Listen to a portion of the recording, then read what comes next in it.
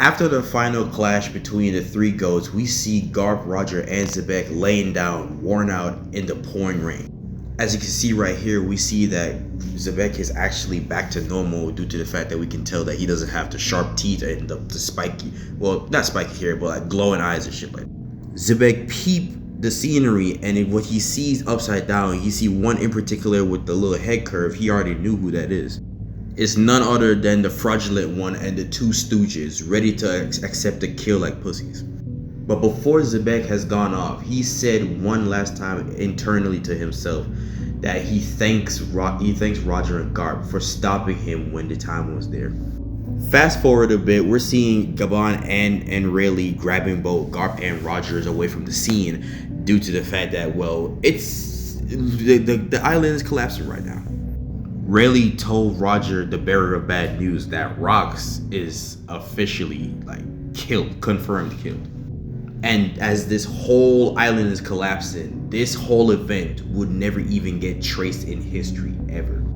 As everybody is on the ship and Roger and Garp is getting treated, we're seeing everybody is looking up into the sky, seeing the massive split, the gaping split from the Conqueror's Haki, and lightning coming down.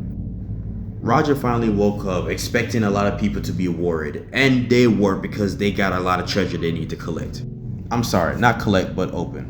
Roger being a somewhat rightfully pissed off, but at the same time, hey, the good news is Shaki is not only safe, but hey, they got a lot of treasure. Some of them even cost a few billion. And right before he started to unlock one of the treasures, he heard a goo goo gaga from one of the treasure chests. As he said to open up, he realized that it was a baby, which is Shanks.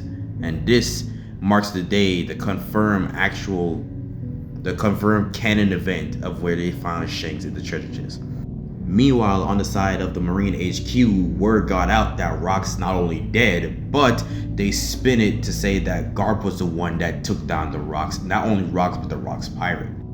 Garp, seeing this, completely mad, knowing the fact that he knows what truly happened, can't wait to tear Morgan limb from limb. As we see somebody telling him to calm down because the only reason why Morgan was even willing to do that was because that the government was paying him.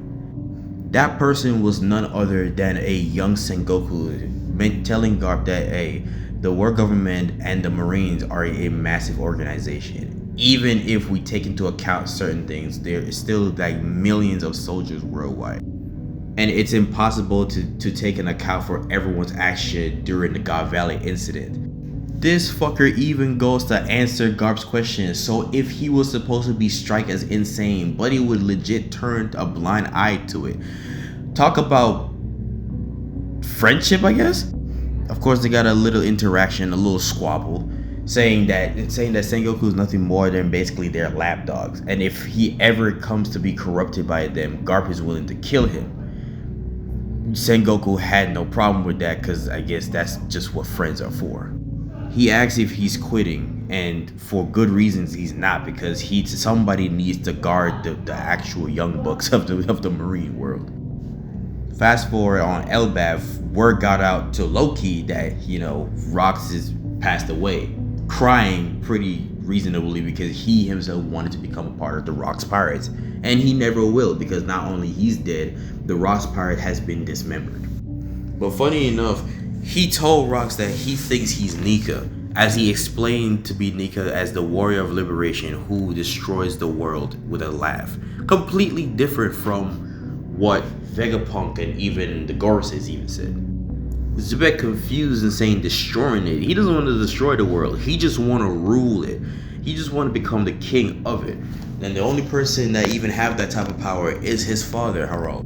As he goes to mention about the Galera being a slumbering member that are outrageous band of ravagers, and the only person that's even able to put them back into the play is his father. And even though he still rallies up people, roles of the world, just imagine how powerful he could be if he has that type of army. Fast forward on a certain island, we're hearing a huge rumble between two giants. One of them being Harel beating the shit out of another giant because of how poorly represented he is as like terrorizing the human. Him rightfully being mad, he's only mad because of the fact that he wants to make peace with the humans and also make Elbaf one of the countries that's been protected by the world government. And pretty much this giant is just not making it very easy for him. We also see him crying because even though this is what he wanted, this is the main reason why he couldn't help his actual friend. Confirmed now he claims him to be his friend, even though he despises his actions.